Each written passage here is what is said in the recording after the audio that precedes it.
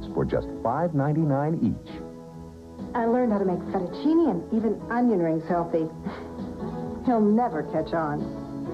Use your credit card and we'll include these herbs and spices as an extra free gift. Serving you for more than 43 years, this is ABC 23, Akron.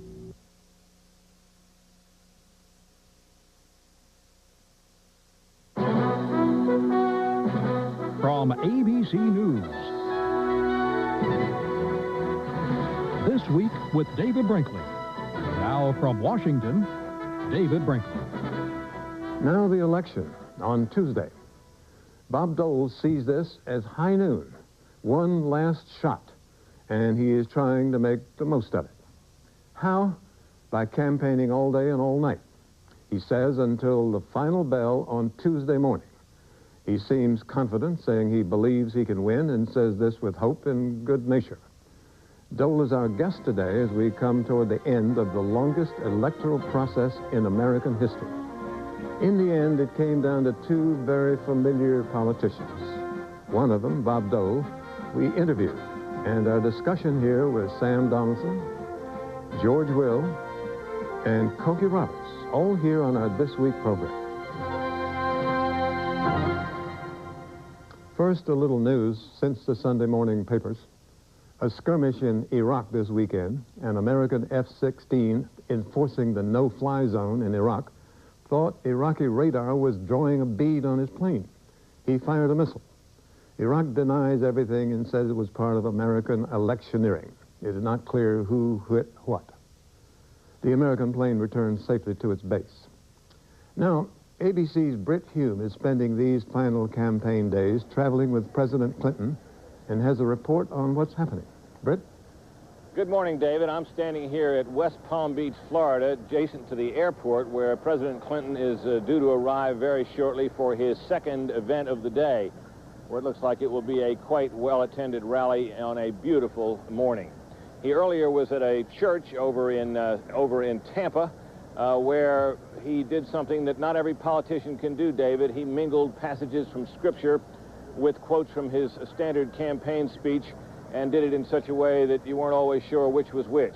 He's good at this. He's doing a lot of it. Before this day is over, he'll end up in New Jersey.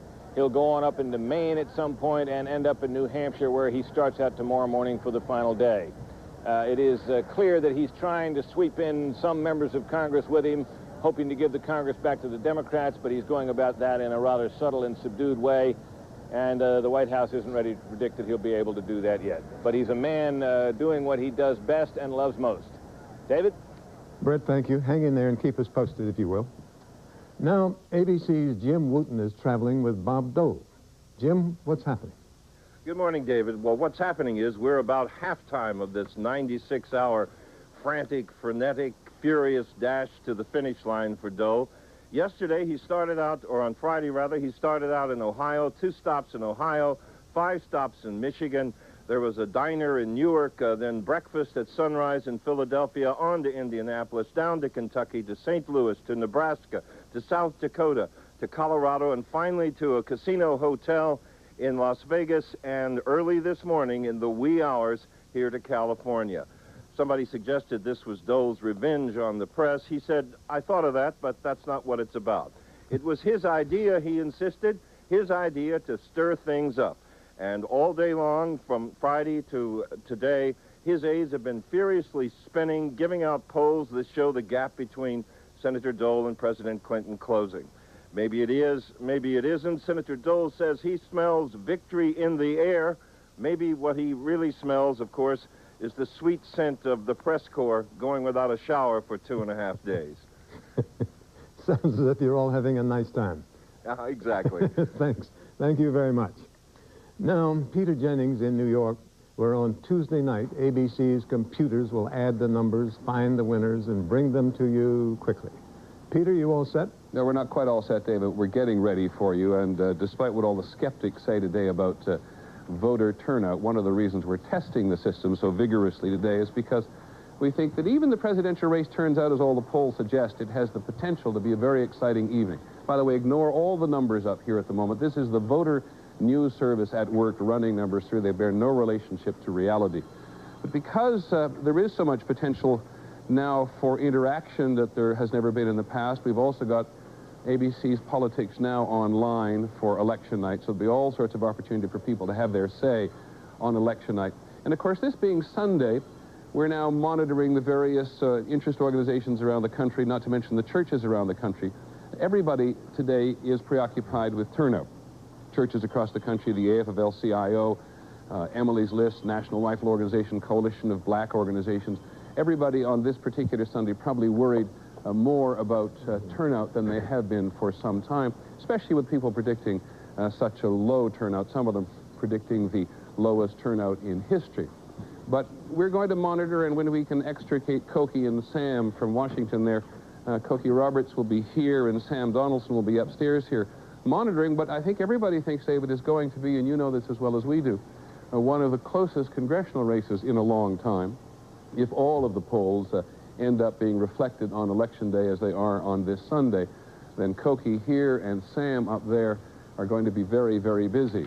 We've all heard in the last several days the Republican concern particularly about turnout this weekend and about network projections. By the way, David, your chair is ready for you here as soon as we can get you up here. But we were reminded this morning of how important turnout is. First of all, there are all these propositions all over the country. More than 20 states have about 90-plus propositions around the country, which shows you how often politics is driven by local issues. And then I was looking at some notes this morning to show me that in 1994 in Connecticut, one congressional race was decided by 24 votes. And so that would be our contribution to saying, get out on Tuesday and vote. And David, we look forward to seeing you here as soon as you get here. Peter, thank you. On Friday, I caught up with the Dole campaign in Grand Rapids, Michigan, inside the Gerald Ford Museum. How are you? So nice to see you. Listen, we've been through a lot together. We started along. Damn well good. Delighted to see you, sir. Am I in the right place? Yes, sir. Come on. Glad to have you in God's country. I'm happy to be here. It's a great place here. Great doing. We'll be back with my interview with Bob Dole in a moment.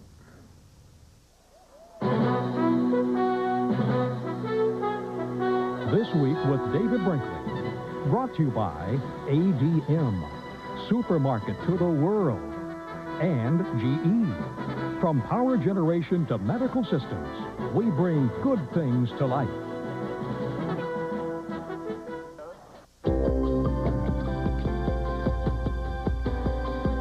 You can look forever to try and find the typical American family, but you'll never find it. They're all different. But at GE, we've discovered that as different as families are, they all have some things in common. People love to cook, but hate to clean up. Kids never come home from college empty-handed. Regardless of capacity, there's never anything to eat. No one wants to see money go down the drain. And those who bring home the bacon shouldn't have to eat it cold. And there's one more thing. The American family is changing every day, and GE will change with it, designing features and innovations that continue to make family life a better life.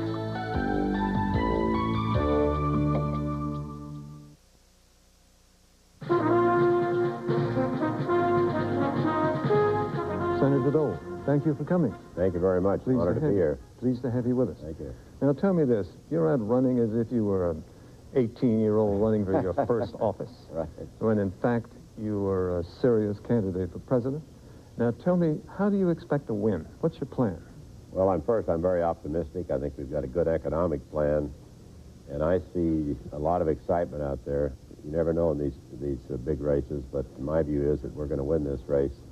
We're going to do it by taking our message to the voters, talking about tax cuts and cutting the capital gains rate, and tax credits for children of $500, because the economy really is not growing. In fact, the last quarter, the economic growth was only 2.2%, and that's the lowest it's been in half of what it was last. About half of what was the last quarter. So my view is just keep on doing what we're doing.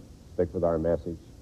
I think also public trust is a very important issue in the minds of many voters, whether Democrats, Republicans, Independents, or member of the Reform Party.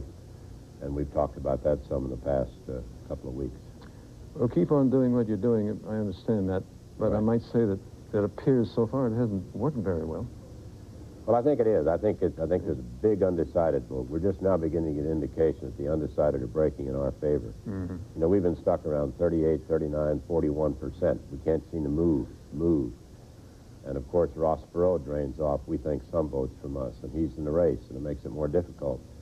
But I can't do anything about that, and I have to do what, you know... Neither could George Bush do anything about it. And we'll see what happens. I mean, I would hope that you'll take equally from each of us. If that's the case, it helps, it improves our chances. But the president's tough.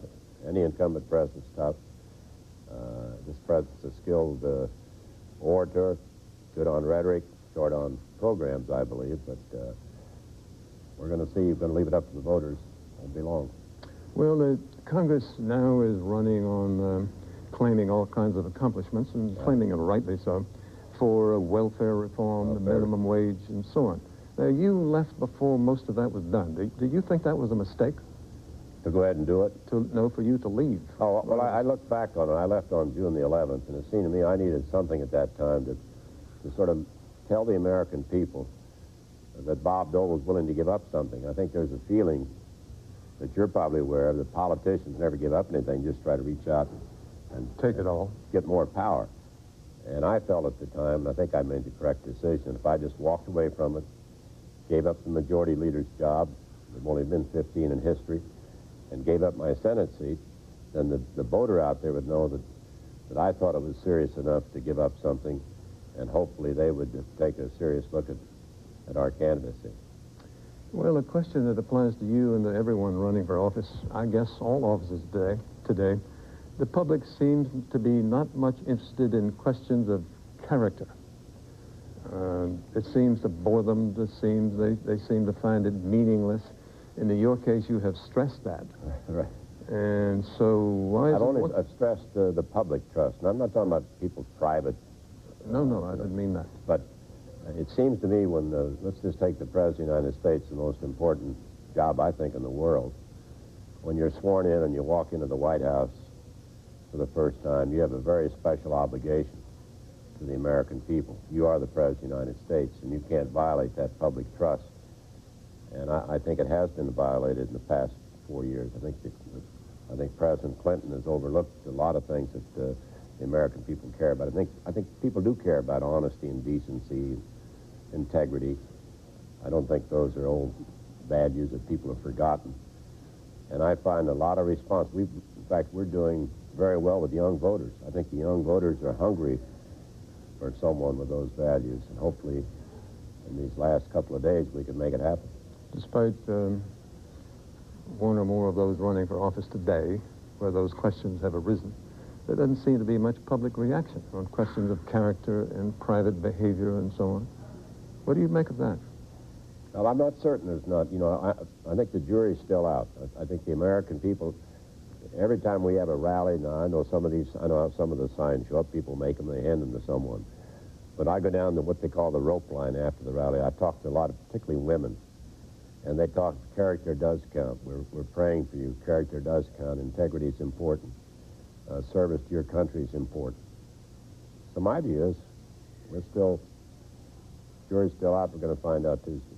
Still counts, you think? Still counts. I think it does count. Well, now there's curious reaction to your offer of a tax cut. Right. Most people now are against it. I mean, we've always been happy when it has happened, been very rare.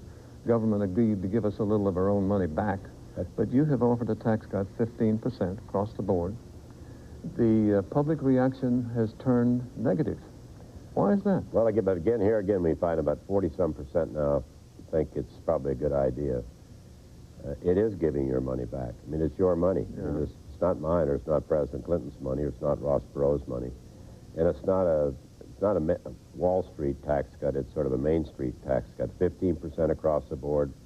A family of 4 with a $500 credit for 2 children would get a tax cut of $1,261 a year if they make $30,000. Now, that's not a lot of money, but it is if you make $30,000. Plus that, we cut the capital gains rate in half. We think that would stimulate a lot of activity, a lot of jobs, a lot of growth in the economy. And right now, as I said earlier, the economy is growing at a very slow rate. Well, then why are so many people opposed to it? They think it's going to run up the deficit? I think they don't think Bob Dole will keep his word. I hope that's not the case. I'll keep my word. Our view is we've sort of had we've had these far-out supply-siders think all you have to do is cut taxes. I've never been in that school. My view is if you're going to cut taxes, you have to cut spending, so we're going to cut spending. Right. So I do believe that it's beginning to take hold. Governor Whitman of New Jersey says, Bob, don't give up, don't give up. People said the same about my tax cut. You said you couldn't do it, wouldn't happen, they didn't like it. But on election day... She got it. She won the election. Right. I need to interrupt briefly. We'll be back with more questions in a moment. My dad bought this farm in 1927. He knew these fields like the back of his hand. This land's been good to us. It's fed my family and thousands of others. Trouble is, the experts say that by the year 2050, world population will nearly double. And because people will demand more food of higher quality, farm output will need to triple.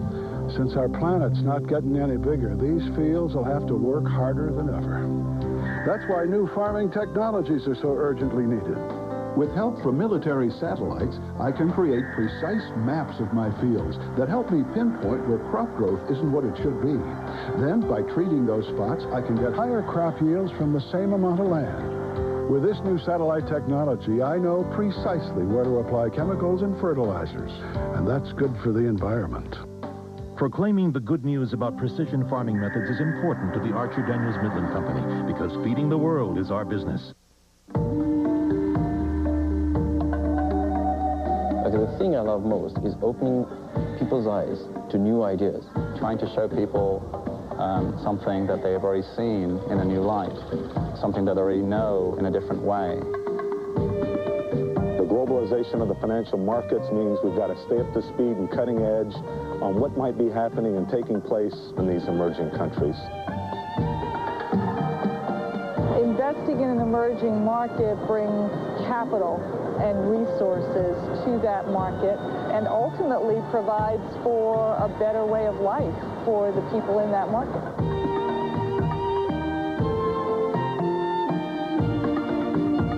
It's exciting to watch the transformation of the region and realize that we've been a part of it and we've made a difference.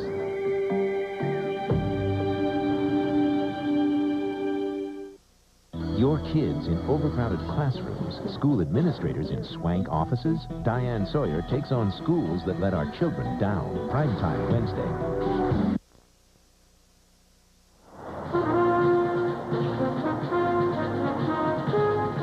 Now the polls, people keep quoting the polls. Now the vote has been cast anywhere in this country in any election. Not one vote has been cast. But we hear people talking as if it were already over. You have not done that, but many others have. They talk about one who is running in his low poll numbers as if he's already defeated. What do you make of that? Are the pollsters running our country? Running I don't politics? believe so. In fact, I'm just rereading parts of the Truman book by David McCullough and reading what the pollster said after that, after President Dewey wasn't elected and Harry Truman was elected, and how they trying to analyze what happened. But I think it's fair to say that the president's had a substantial lead. We closed the gap after our convention. They opened the gap after their convention. It's gone back and forth. But I think now the American people, I keep saying in meetings, you are the polls. I point to the people in the audience. Yeah. You're the ones who are going to vote. And we think it's going to be a very close race. All the signs are there.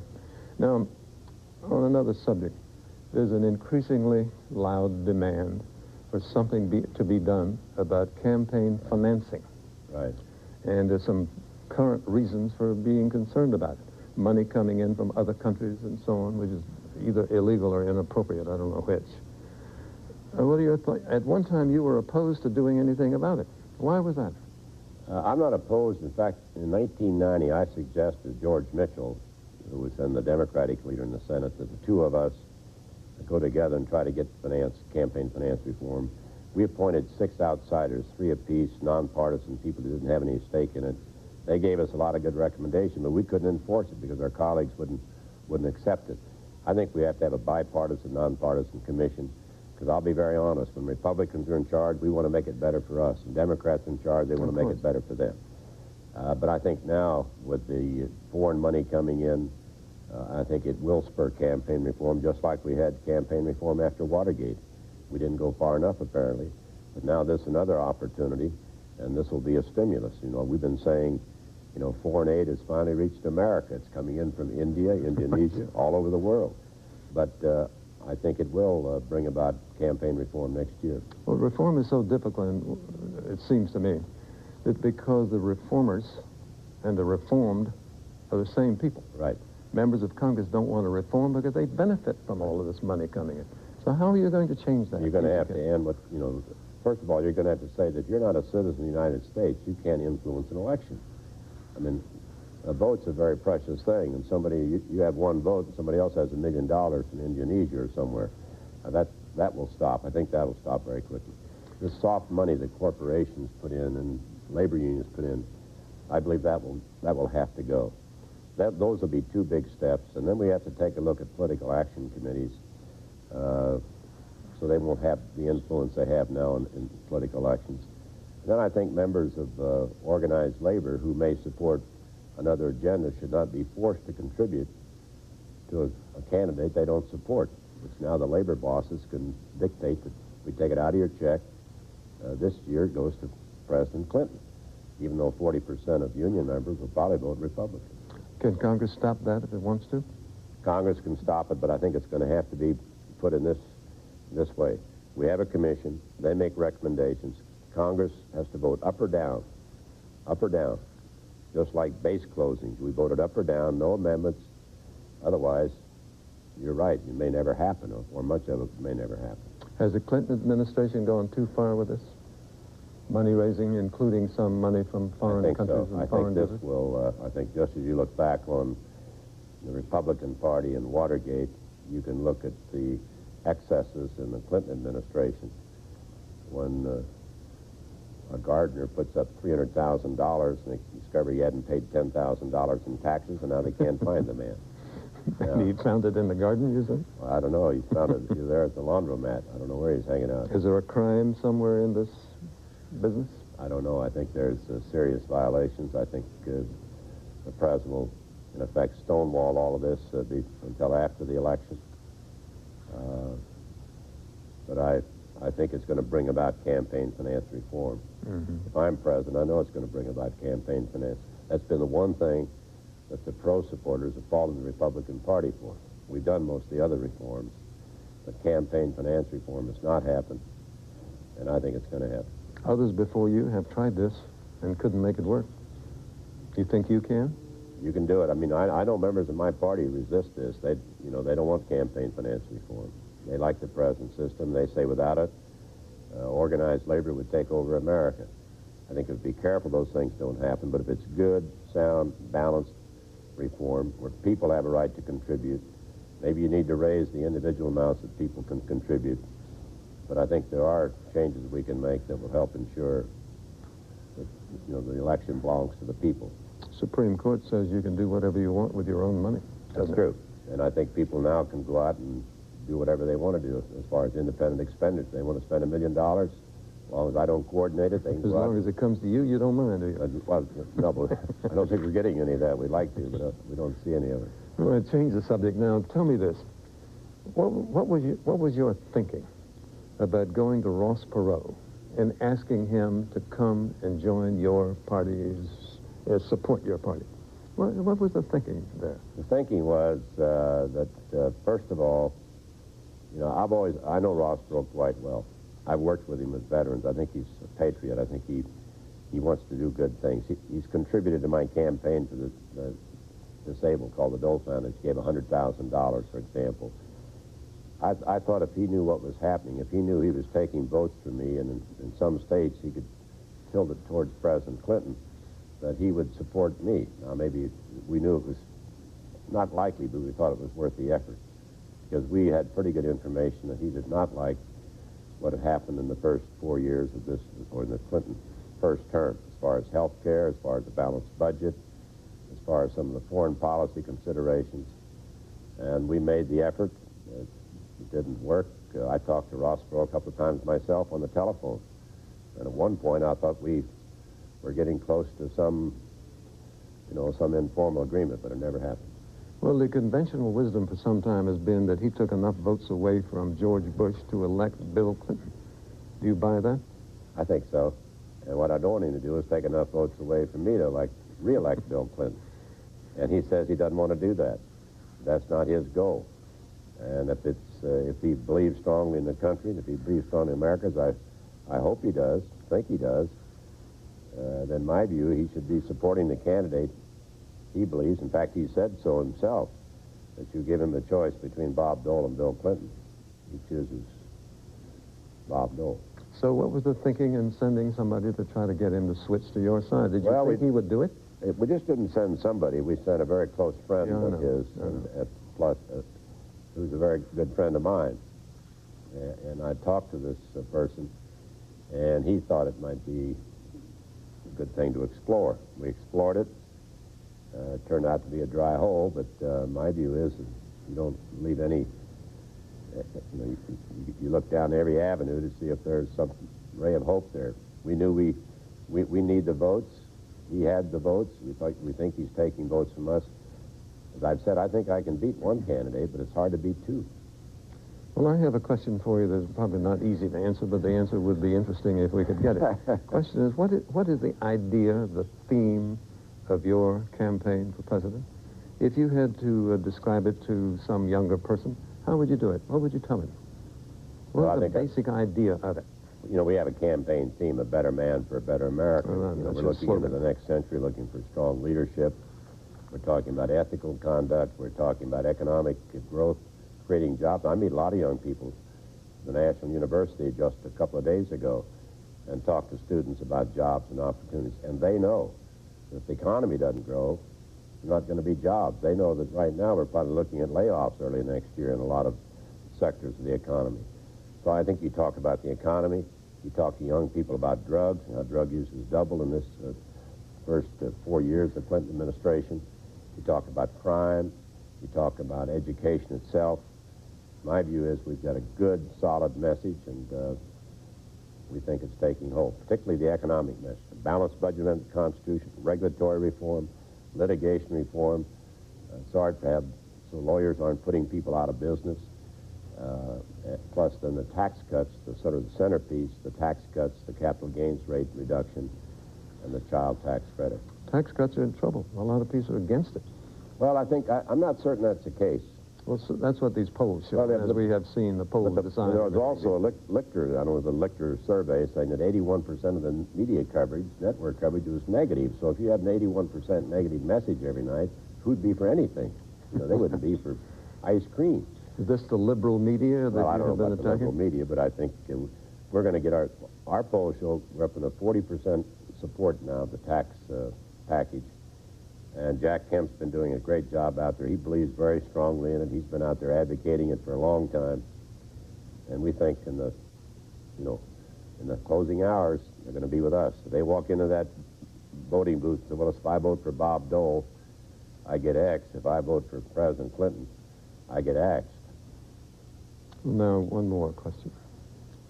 If you had to put your campaign on a bumper sticker, which is very often done, there's room on there for 2 or 3 words. What would yours be? I keep my words. That's 4 words. I think it's important. I really believe the American people want someone they can trust and someone whose word is good. You may not agree with it. You may disagree with it. And I remember when I left the Senate, I don't want to boast about it, but many Democrats stood up and said, you know, Bob Dole's a good, decent person, and he keeps his word. It's important in politics or in journalism or in anything to keep your word. And I think that view may prevail on Election Day. Is that the most important thing you have to say to the American people, that I keep my word? I keep my word. I tell the truth. You can trust me. That's very important to most people. I mean, you've got all the other, the issues, the economic issues, the moral issues, the drug issue. But in the bottom line, I think people want to say, I can trust President Bob Dole. Okay. Thank you very much. Thank you very much. Thanks for coming. Thank Pleasure you. to have you. Thank you. Back in Washington, and coming next, our discussion here with George Will, Sam Donaldson, and Cokie Roberts. In a moment.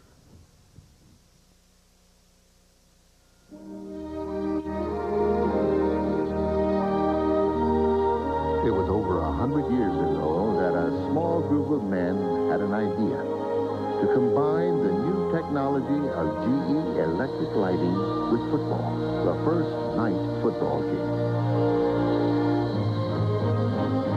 Both the players and the engineers ran into a few setbacks.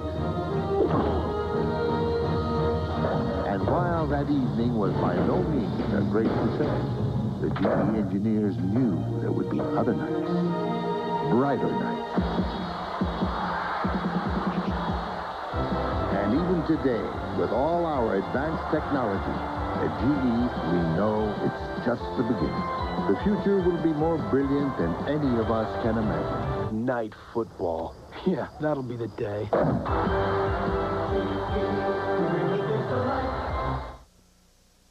You have a voice. Let it be heard. Make a difference. Make sure you vote. A message from ABC News. This Week with David Brinkley will continue in a moment. After this from our ABC stations.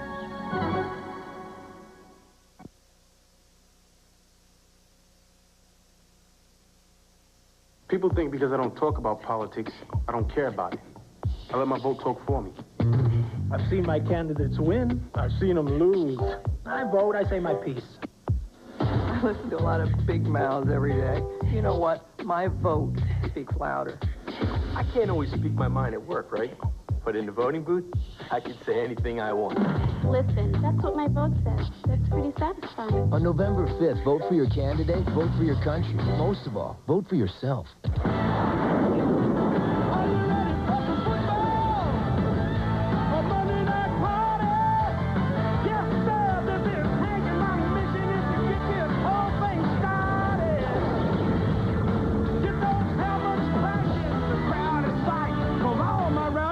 Are back for Monday night. Week after week, it's the time that is right. Well, my rowdy friends are here for Monday night. That's right. ABC 23, Akron.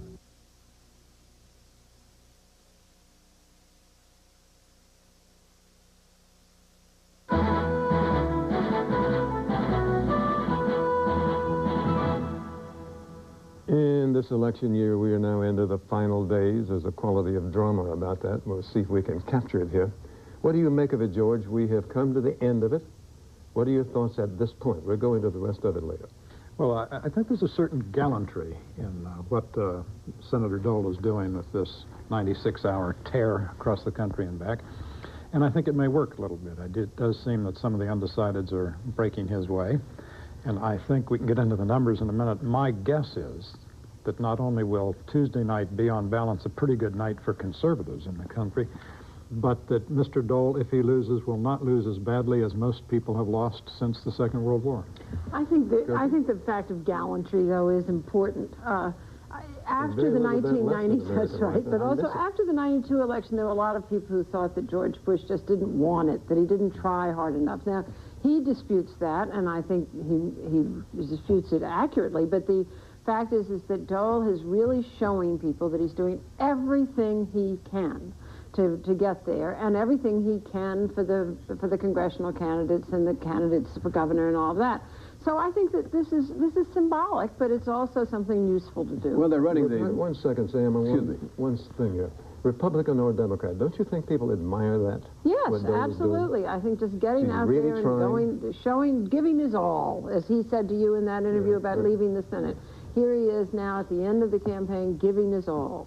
Sam? Well, I have no dispute about that as far as gallantry goes, but they're running the New York Marathon today. It's like seeing someone who didn't start on time and started to limp and sort of walked along, and then realizing that they're, 500 yards behind, they're going to lose, suddenly gives it their all.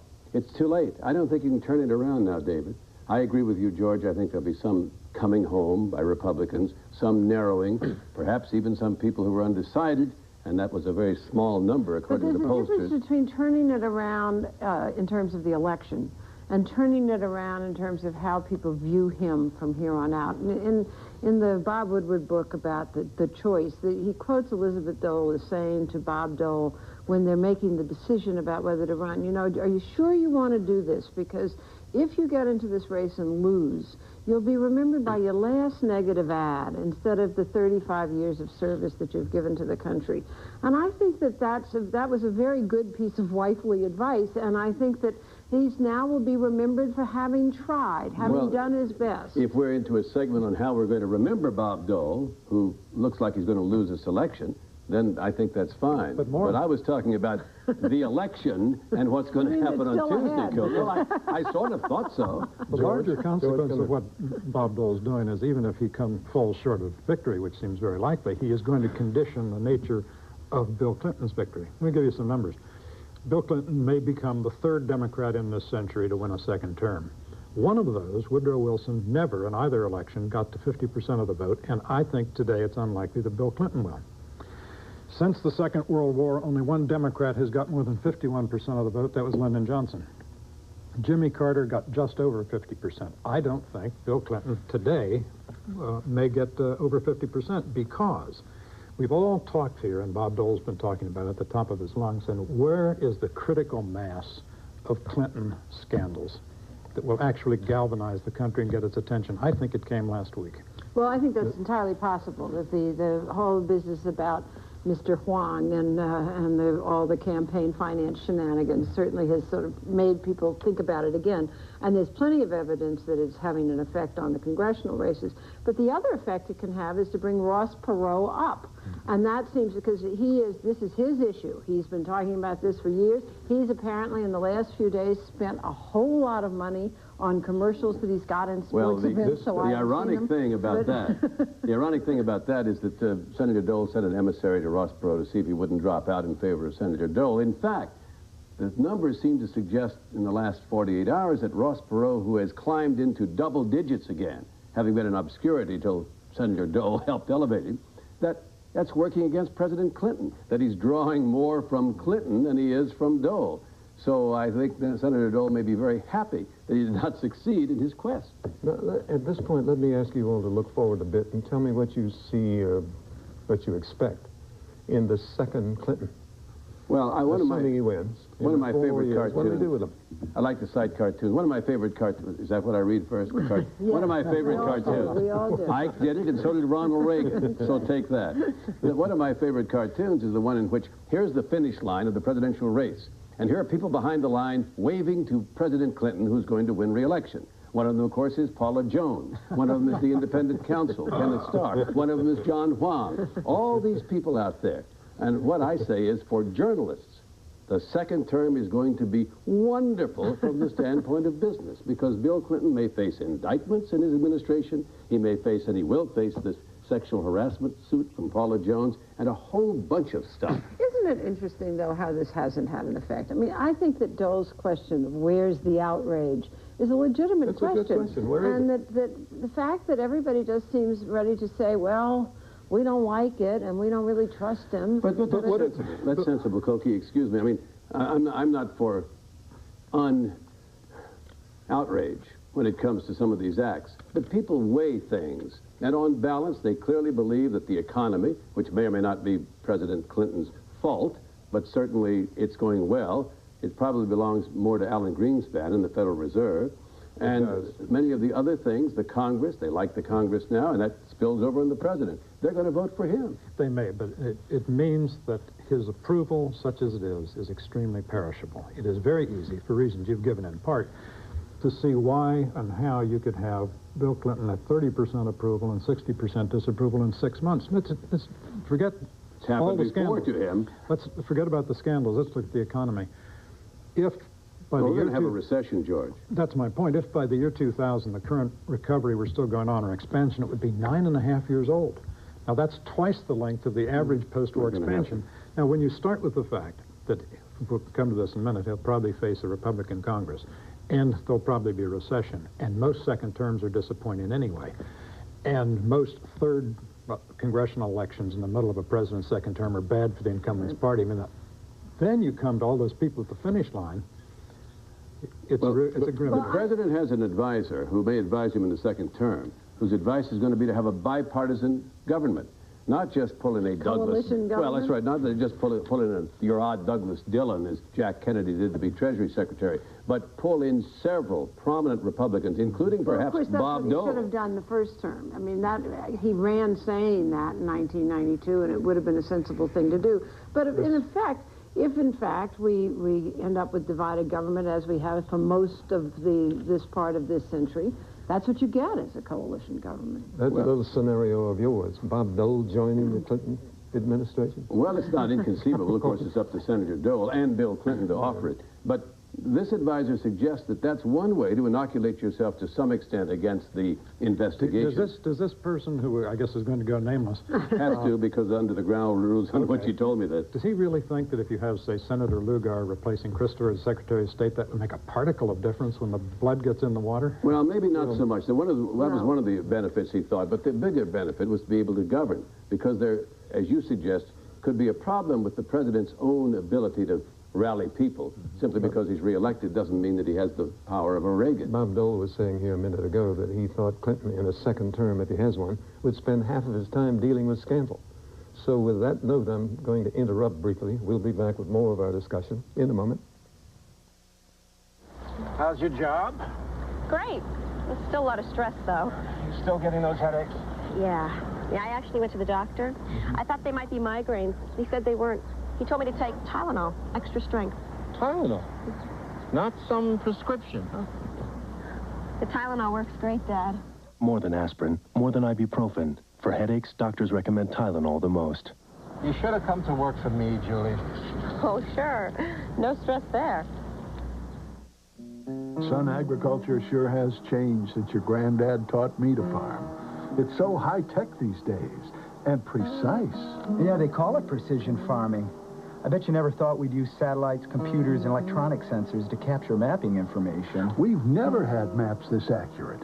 Some farmers today are using cutting-edge technologies that form a new process called precision farming, which gives the soil nourishment and fights pests precisely where needed. But that's only part of high-tech farming today. New no-till plowing methods are conserving precious topsoil. And thanks to biotechnology, better seeds help farmers produce more and better food. You're right, Dad. Agriculture has become a high-tech industry. Farmers are the most indispensable people on this planet. And the Archer Daniels Midland Company, one of the world's largest food processors, is an extension of today's high-tech farm. Precision farming.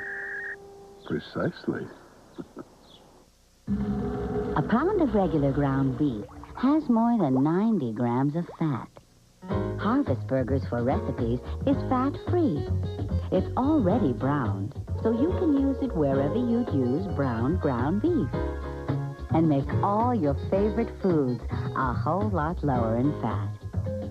Want the flavor without the fat? Get all vegetable Harvest Burgers for Recipes. New from Green Giant. Hole after hole, the field shrinks and the pressure rises. 10 begin, but only one will win the Merrill Lynch Shootout today on ABC Sports. Tonight at 7, 6 Central, ABC goes wild with an adventure double feature. First, double the fun with the roaring television debut of Disney's animated classic, The Lion King. Then, it's double the danger. We can't walk, then we'll crawl. As Alyssa Milano must find the courage to brave Alaska. After The Lion King tonight, the only way to spell adventure is ABC. We're back, and we are ready to talk a little bit, think a little bit about the second term of Bill Clinton, if there is one. It's not settled yet, but it does seem likely. Incidentally, if Clinton does not win, after all these polls have been published, what will the pollsters do when nobody will pay any attention to them ever again? Well, George and I were talking about that earlier. The Literary Digest, George, in 1936, which of course predicted that Alf Landon would win the presidency, and Franklin Roosevelt managed to squeak through by a large margin. It went out of business. So I take it the pollsters would sort of go out of business if they called this one wrong. But I think we're a little bit better at it nowadays. The Literary Digest polled people who had telephones, and the people who had telephones in 1936 were the Republicans. Exactly. Those rich Republicans, huh? The remaining important issue, the House and the Senate. What is going to happen to them, and what will it mean to the country? There's something you can chew on. Sam, what? Well, I think after an initial flurry a few weeks ago of thinking the Democrats were really going to make inroads and perhaps take the House and even have a shot at the Senate, most race-by-race analysis suggests that the Republicans will retain both chambers. And I know, Cookie, the Republicans even think they're going to gain in the Senate. They even think they're going to gain in the House. If you sit down with them and go through races, they will tell you that they're going to pick up House seats. I find that hard to believe, but I do think they hold the House. And I do think they can gain seats in the Senate. I mean, if I look at it race by race, I think it's interesting. At first, when all those Democrats quit from the South, particularly in the House, we thought, boy, that is a Republican surge. They will take all those seats. They're not going to take all those seats in the House, but I think they are going to take those Senate seats with the exception of Georgia. I think they're likely to take Arkansas, Alabama, maybe Louisiana. And I think they may take Georgia. And they could take Georgia. In fact, I think not only will the Republicans gain seats in the Senate, but when you look at who is going to replace whom, I think the Senate will be markedly more conservative than it is today, and I think, in fact, it's possible the Senate will be more conservative than the House when it convenes in January. With regard Simply to the because House, Mark Hatfield is retiring? Well, there's a lot of people like that. well, there's a lot of it. But look at the House. The Republicans gained 10 seats even while Clinton was winning in 1992. Then they gained 52 seats. Now, 62-seat gain. All the logic tells you that there should be a receding from that high wave. But it is quite possible that the Republicans will gain some seats. In the average presidential race since the Second World War, the party winning the presidency has gained 10 seats. I don't think the Democrats will do that. You know, the other thing here, well, they could gain 10 seats in the House. You're talking about the Senate or the House? I'm talking about the House, and I think they could gain 10 seats in the House. But your point about who these candidates are, I think is a very important one. Who are they, Cokie? Well, what you've got is the voters screaming moderation, moderation, moderation, and that's what all the ads all over the country are now. Our guy's a moderate, the other guy's an extremist, whether it's a conservative extremist or a liberal extremist. And the truth is, you can make the case that that is the case, that the choices to replace Paul Simon in Illinois are both more liberal and more conservative than Paul Simon.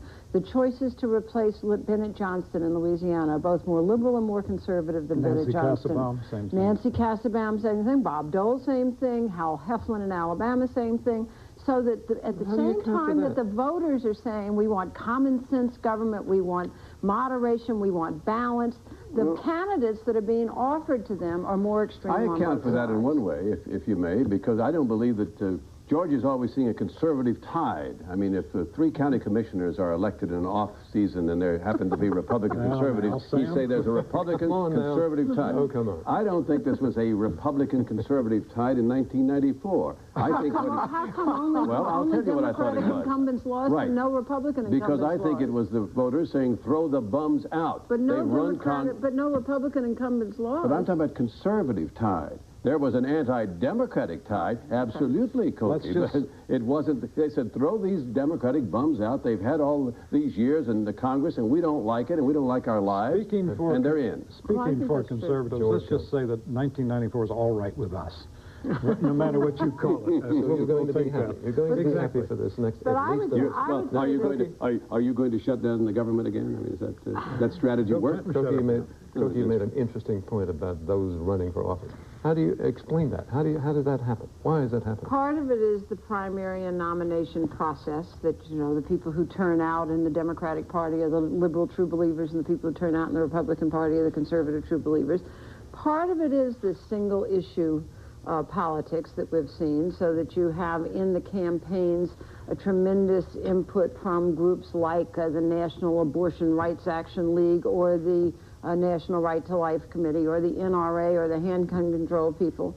And this year we've had tobacco both ways, all of that. So I think that you turn up candidates who are more extreme than the voters Let me quarrel just a little bit with what Cookie's saying. When she says moderation, moderation, moderation, the voters are saying. On the other hand, they're also saying, for all the criticism of the 104th Congress, public approval of Congress has gone up substantially. But it didn't happen till the end. At the end. And when you ask, as I've made a point of doing on this program to Democrats in the last 4 or 5 weeks, what would you undo that the 104th Congress did if you got to be control of the 105th Congress? The answer is nothing. But you can make the other case, George. Let's say public opinion went up at the end because Congress did not repeal the ban on assault weapons. Right. Congress did pass the Brady Bill. Congress raised the minimum wage. The most popular thing Congress did with the public was to repeal a portion of the 1935 Social Security Act, welfare reform, in the most conservative legislative act since That's true, but of course President Clinton says that he is going to fix that, right? But also he's not going to fix anything. said in answer to you, as you've asked that question, is that a lot of the legislation became different legislation because of their efforts and those of the president. That's true. The truth is the welfare bill is the most popular piece of legislation. And if you had had a Democratic Congress and a Democratic president, you wouldn't have gotten it. If you had had a Republican Congress and a Republican president, you probably would have gotten a welfare bill that was out of where most Americans are. Going back to your theme of the middle ground, I think this election I think Bill Clinton may be right, what he said in that second debate about, what was it, the first debate, that dog won't hunt anymore, talking about this throwing the liberal, extreme liberal, more liberal. Arthur Finkelstein, a Republican consultant who until this year, at least to me, was sort of unknown, sort of like Dick Morris. Mr. Finkelstein is one of the authors of Just Call Your Opponent a Liberal. Say alarmingly liberal, increasingly liberal. Never mind whether he is a liberal or she is a liberal. Embarrassing liberal. We may see insanely liberal. How about that? Nuts liberal. I mean, Finkelstein says it doesn't matter what the truth is, of course. Exactly the same thing. They're saying way out of the mainstream, too extreme for New Jersey, too extreme for Illinois. There's that. The part of the Democratic camp. But I think he probably is not going to bring home Senator Pressler. Senator Pressler is hard-pressed in South Dakota, and I think he's probably going to lose the election, even though he has pulled out the stops of calling his opponent, a very popular 5-term congressman from the state, extremely embarrassingly liberal. Because it doesn't stick in that case because the people know the guy. You're talking South Dakota, you're not talking about a very large universe of voters to begin with.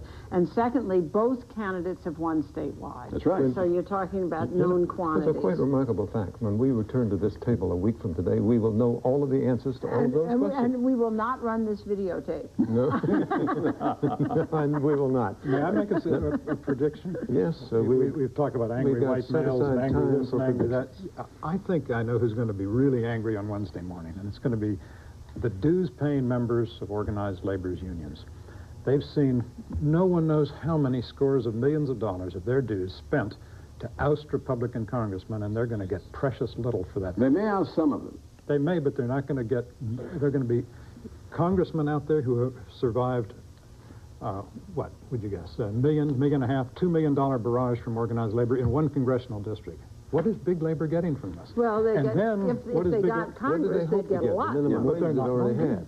Sorry? What did they hope to get? I never striker replacement. They have all kinds of things that are just not going to advance in a Republican Congress that's going to be not very pleasantly disposed toward organized labor. So what is our view here? The story of Franklin Roosevelt in 1936 going around campaigning against all those Democrats in primaries, and then all of them were reelected. And their basic view was, anything he wants, I don't. So what is our view now, that we're going to have Bill Clinton reelected and a Republican Congress and divided government will reign? And what will that mean for the, I mean, what will that mean for the next 4 years from the standpoint of any accomplishment? What do you think?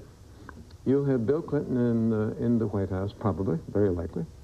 And it appears now that Congress is going to remain Republican. So what does that give us? Kogi, what do you think? It gives us, it could give us more moderate legislation on health. I think we will have a Medicare commission, all of that.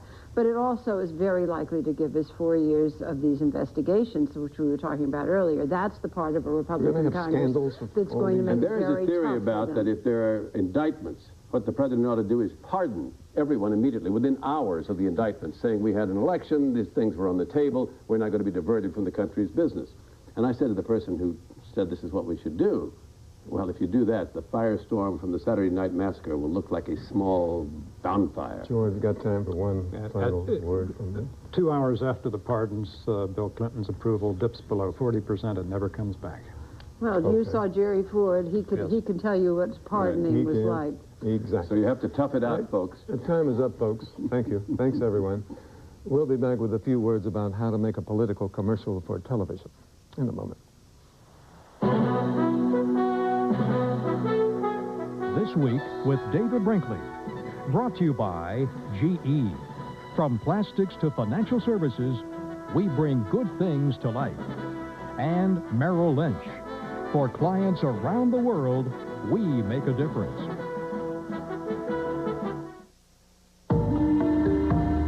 The thing I love most is opening people's eyes to new ideas. We've got to stay up to speed and cutting edge on what might be happening and taking place in these emerging countries. Investing in an emerging market brings capital and resources to that market. It's exciting to watch the transformation of the region and realize that we've been a part of it and we've made a difference. The painter Degas often lit his subjects with a glow from a window. Renoir used dappled sunshine. Toulouse-Lautrec, the flicker of gas lamps. But when leading museums need to light a Degas, a Renoir, or a Lautrec, they choose revolutionary GE halogen bulbs. These bulbs make any room look its best, whether it's home to a Renoir or something equally priceless.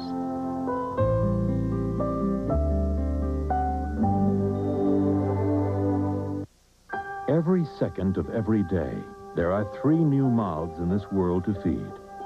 Hundreds of millions more by the year 2000. And the majority of them will be born in countries where malnutrition is already reaching alarming proportions. Right now, the world has the food and the resources to conquer hunger. But it won't happen as long as we continue to look the other way. ADM, supermarket to the world. Let's see. About 6 billion people on Earth. Less than half with phones. Most without cellular.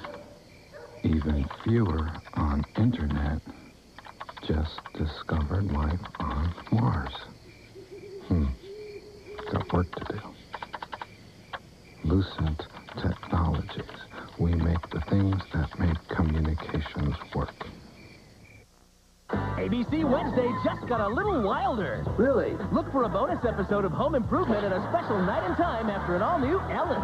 Good idea. ABC Wild Wednesday. Finally, this week we will see the end, for a while, of the political commercial on television. It was developed into an art form of sorts. It grew in about one generation from nothing at all to the primary means of electing or defeating a candidate for political office. If the candidate is male, you begin by making him look like the nice boy next door. Clothes neat, hair combed, necktie streaked, the kind of boy who picks up his clothes and keeps his bedroom neat. Then an announcer working at union rates comes in and tells some of the wonderful things he will do if elected, taking care to make the point that he really does love his mother. No more commercials like that for months.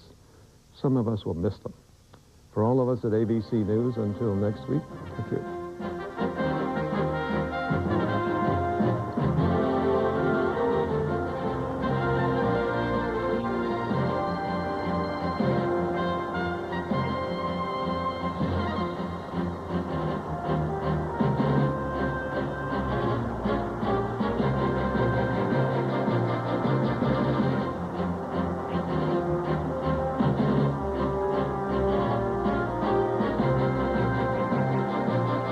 You'll get comprehensive, up-to-the-minute election results from ABC News on the World Wide Web at politicsnow.com.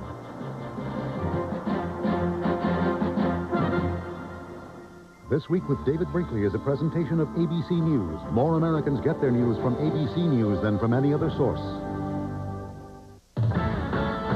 Two division rivals square off toe-to-toe when the Broncos meet the Raiders, a classic Monday night show. Tuesday, use your vote. The results could change your life. Watch what happens with Jennings, Brinkley, and the people of ABC News. The 96 vote, Tuesday.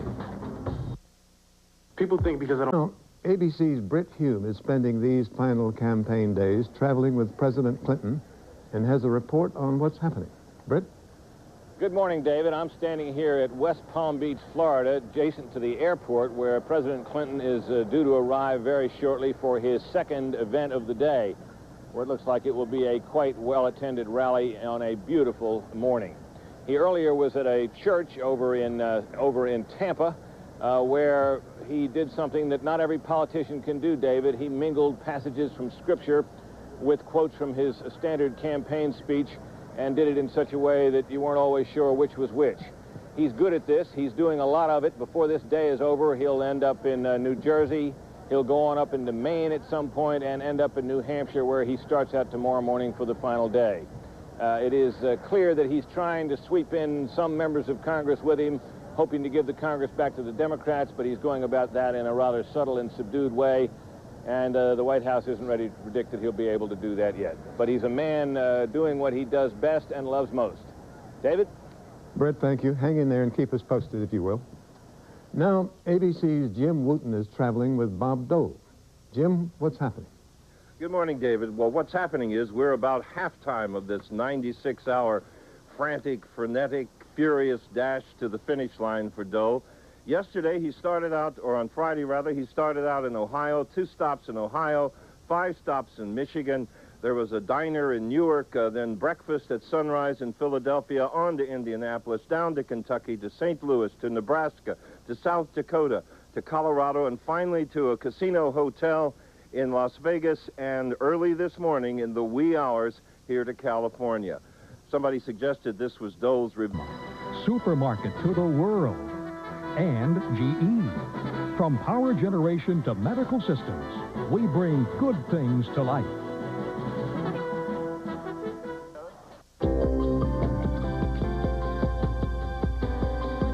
You can look forever to try and find the typical American family, but you'll never find it. They're all different. But at GE, we've discovered that as different as families are, they all have some things in common. People love to cook, but hate to clean up. Kids never come home from college empty-handed. Regardless of capacity, there's never anything to eat. No one wants to see money go down the drain. And those who bring home the bacon shouldn't have to eat it cold. And there's one more thing. The American family is changing every day, and GE will change with it, designing features and innovations that continue to make family life a better life.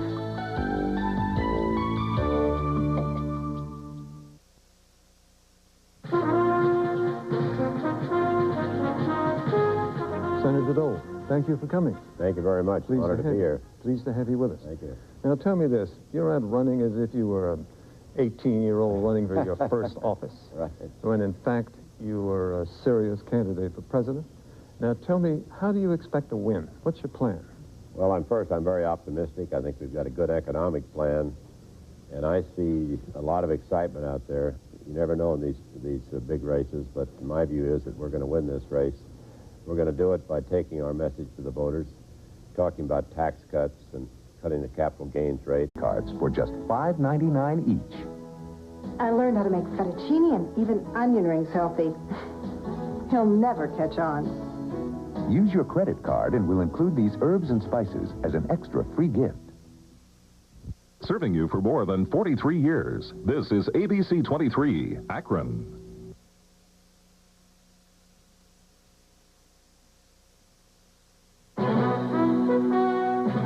From ABC News. This Week with David Brinkley. Now from Washington, David Brinkley. Now the election on Tuesday. Bob Dole sees this as high noon, one last shot, and he is trying to make the most of it. How? By campaigning all day and all night. He says until the final bell on Tuesday morning. He seems confident, saying he believes he can win, and says this with hope and good nature. Dole is our guest today as we come toward the end of the longest electoral process in American history. In the end, it came down to two very familiar politicians. One of them, Bob Dole, we interviewed, and our discussion here with Sam Donaldson, George Will, and Cokie Roberts, all here on our This Week program. First, a little news since the Sunday morning papers. A skirmish in Iraq this weekend, an American F-16 enforcing the no-fly zone in Iraq thought Iraqi radar was drawing a bead on his plane. He fired a missile. Iraq denies everything and says it was part of American electioneering. It is not clear who hit what. The American plane returned safely to its base. Now, the lowest turnout in history. But we're going to monitor, and when we can extricate Cokie and Sam from Washington there, Cokie Roberts will be here and Sam Donaldson will be upstairs here monitoring, but I think everybody thinks, David, is going to be, and you know this as well as we do, one of the closest congressional races in a long time, if all of the polls end up being reflected on Election Day as they are on this Sunday. Then Cokie here and Sam up there are going to be very, very busy. We've all heard in the last several days the Republican concern particularly about turnout this weekend and about network projections. By the way, David, your chair is ready for you here as soon as we can get you up here. But we were reminded this morning of how important turnout is. First of all, there are all these propositions all over the country. More than 20 states have about 90-plus propositions around the country, which shows you how often politics is driven by local issues. And then I was looking at some notes this morning to show me that in 1994 in Connecticut, one congressional race was decided by 24 votes. And so that would be our contribution to saying, get out on Tuesday and vote. And David, we look forward to seeing you here as soon as you get here. Peter, thank you. On Friday, I caught up with the Dole campaign in Grand Rapids, Michigan, inside the Gerald Ford Museum. How are you? So nice to see you. Listen, we've been through a lot together. We started a long time right here. Damn well did. David, so nice to see you. Just fine. Delighted to see you, sir. Am I in the right place? Yes, sir. Come Glad to have you in God's country. I'm happy to be here. It's a great place here. Great doing. We'll be back with my interview with Bob Dole in a moment.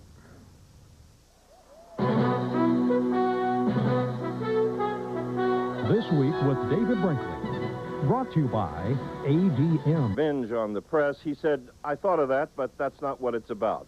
It was his idea, he insisted, his idea to stir things up.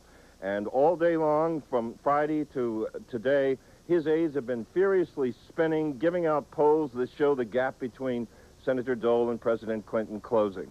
Maybe it is, maybe it isn't. Senator Dole says he smells victory in the air. Maybe what he really smells, of course, is the sweet scent of the press corps going without a shower for 2.5 days. Sounds as if you're all having a nice time. Exactly. Thanks. Thank you very much. Now, Peter Jennings in New York, where on Tuesday night, ABC's computers will add the numbers, find the winners, and bring them to you quickly. Peter, you all set? No, we're not quite all set, David. We're getting ready for you, and despite what all the skeptics say today about voter turnout, one of the reasons we're testing the system so vigorously today is because we think that even the presidential race turns out, as all the polls suggest, it has the potential to be a very exciting evening. By the way, ignore all the numbers up here at the moment. This is the voter news service at work running numbers through. They bear no relationship to reality. But because there is so much potential now for interaction that there has never been in the past, we've also got ABC's Politics Now online for election night, so there'll be all sorts of opportunity for people to have their say on election night. And of course, this being Sunday, we're now monitoring the various interest organizations around the country, not to mention the churches around the country. Everybody today is preoccupied with turnout. Churches across the country, the AFL-CIO, Emily's List, National Rifle Organization, Coalition of Black Organizations, everybody on this particular Sunday probably worried more about turnout than they have been for some time, especially with people predicting such a low turnout, some of them predicting the